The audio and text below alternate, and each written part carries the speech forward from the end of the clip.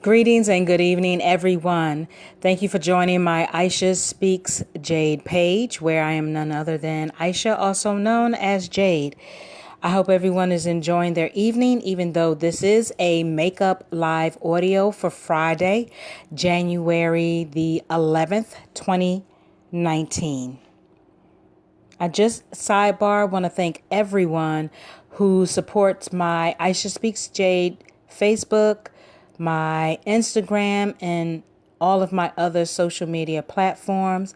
I encourage you to continue to leave comments or dialogue on any of my social platforms so that, that gives me, of course, more motivation and inspiration to keep doing what I'm doing and to make it better for you guys, myself, and, just to make it very profitable. Also, I thank those who have negative comments too. Got to have you guys in there too. It just keeps the motivation going. So with that being said, I want to jump right into what I want to speak about this evening, which is 5 ways to minimize early stage business risk. Again, 5 ways to minimize early stage business risk. So taking smart chances can help fast track your startup without exposing your fledgling company to unnecessary dangers. So we all know that entrepreneurship and risk go hand in hand. After all, entrepreneurship is about creating solutions that fill a need. And no human ever has created something without testing, trial, and error. The very act of starting a business demands you assume the risk of failure in various forms, which can include insufficient cash, lower than anticipated market need, fierce competition, and challenges that threaten to shift your focus. So most entrepreneurs believe the gamble is worth the compromise if it means controlling their own destinies, setting up their own schedules, and changing people's lives. Fortunately, business owners can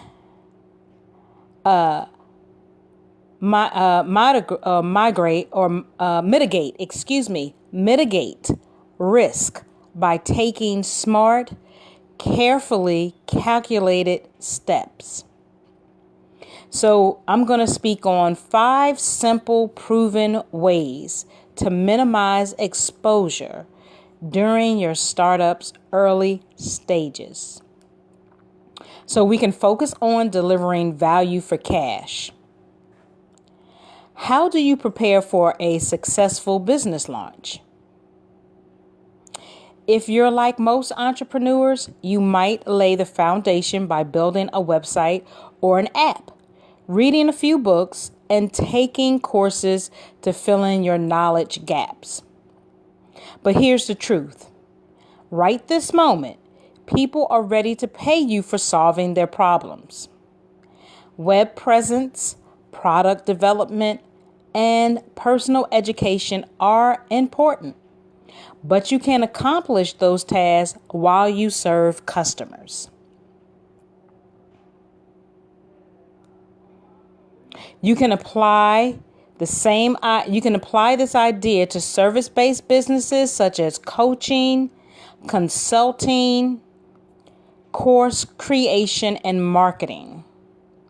You can monetize your skill quickly by conveying your value proposition to your ideal customers or customer. To get the most bang for your hard-fought bucks, so to get the most bang for your bucks, identify the ideal viable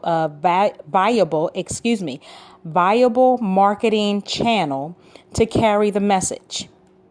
So depending on your model and your market, that might be social media, email, joint ventures, or something else entirely. Selling first allows you to delay the biggest expenses, those product development dollars. It minimizes risk while generating revenue for investment in later stages. Next, align your skills with the product or service. Entrepreneurs are constantly tempted to explore shiny ideas with growth potentials. So most of the time, those ideas require additional skills. Consider the common comparison of technical and non-technical founders. An entrepreneur with programming knowledge and skills can create a product's early versions by investing one resource, which is time. Time is money, to be sure, but it's a variable you can control. But on that flip side, a non-technical founder must invest both time and money to build a technology startup. This significantly increases business risk, especially in a market where more than 90% of startups fail. When you align human capital with the solution, you can test and pivot quickly without incurring expenses. The best way to launch a business that requires complementary skills is to offer it as a service. Companies such as Basecamp, for example, and Mailchimp began by offering product development, design, and marketing services before introducing scalable technologies.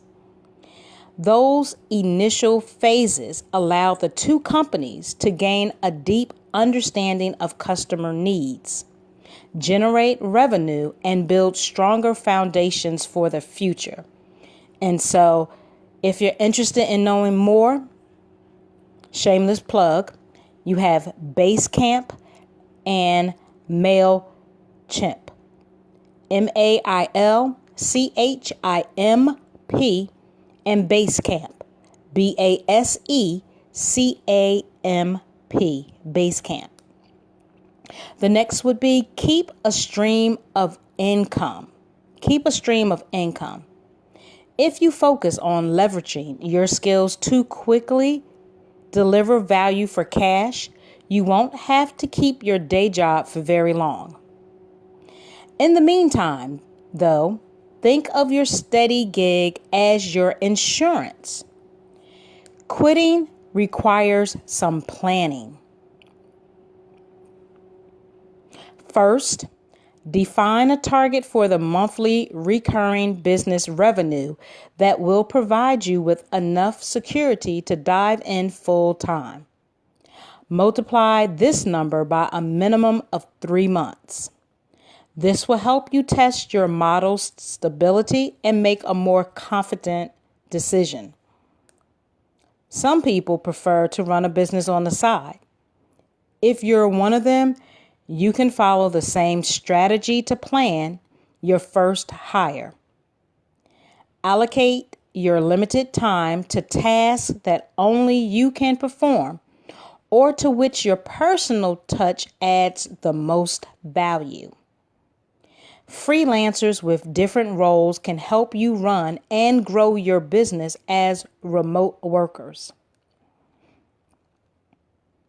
Next, I want to say surround yourself with mentors. Surround yourself with mentors. So many entrepreneurs are skeptical about mentor relationships or perhaps skittish about how to start the process. Consider this balance between upfront and lifetime expenses as a chance to evaluate opportunity cost. A good mentor can help you avoid mistakes, help you choose the right path, and accelerate your progress toward your goals.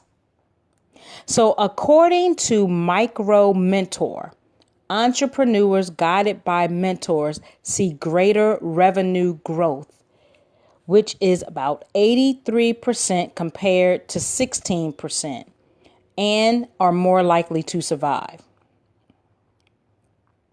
The alternative, going it alone with just your own knowledge, is a viable option, but it can prove very costly in terms of time and money. Today's resources offer a welcome middle ground. Many communities and websites can provide guidance in the best practices, as well as link you to a support network that offers both interaction and education.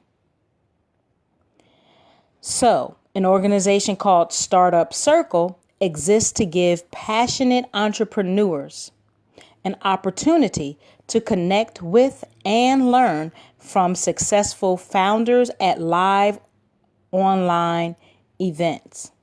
So again, another plug, Startup Circle, check them out. If you're like most entrepreneurs, you're endlessly curious.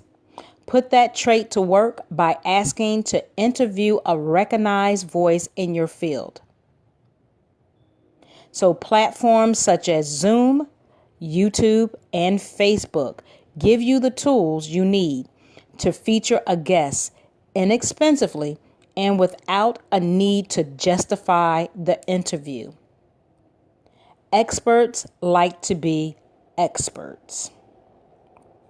So show a genuine interest to listen, highlight their experience, and spread the influence of their knowledge. Often, your authentic attention is enough to grab theirs. So every interview is an opportunity to ask questions and connect with a new leader. And last, avoid unnecessary expenses. You'll find no shortage of ways to significantly increase business risk without boosting your success rate. Common pitfalls may include renting unneeded office space, investing in product development, or advertisement without careful validation, building a team too soon, and borrowing money. So instead, start from home or in a co-working space. You know, there's a lot of co-working spaces here in the Atlanta, Georgia area, so I'm not sure if other, especially big cities, have this. But if you do, perhaps check out co-working space if that's something that might be an option. The latter could make it possible to split the cost of a shared function, employees, or freelancers with other business owners. So you can definitely do that. You don't have to do the whole cost yourself. You can split it with someone. Plus, in the process, you're networking and collaborating as well. So it minimizes the overhead and helps you find volunteers. Co-working also enables you to exchange products and services or cultivate promotional partnerships with like-minded entrepreneurs. So it's almost something like a barter type of deal. So above all, build one thing at a time. Don't overwhelm yourself, people. And I have to speak that for myself. So diversification is a smart move in finance courses, but it can be disastrous as a business building strategy. Running many projects at the same time only will hinder your performance. Even if you manage to keep ahead of expenses, you'll end up as a jack of all several trades and a master of none, which you don't want to do. So I hope that was helpful. to you as it was to me, as always. I always learn something from what I speak about. Whether it can apply to me or not, I'm always learning. I want to thank you, ladies and gents, for coming out here, also listening to the replay, which will be available very soon. I would like to welcome you to join all of my platforms, which, of course, you know I'm on Facebook, Instagram, Twitter, LinkedIn, and I have a YouTube channel. And you can find me all on Aisha Speaks Jade. Facebook, Instagram, Twitter, LinkedIn, and my YouTube channel, which you can go to and hit the thumbnail to subscribe, as well as hit the notification bell for all alerts and updates.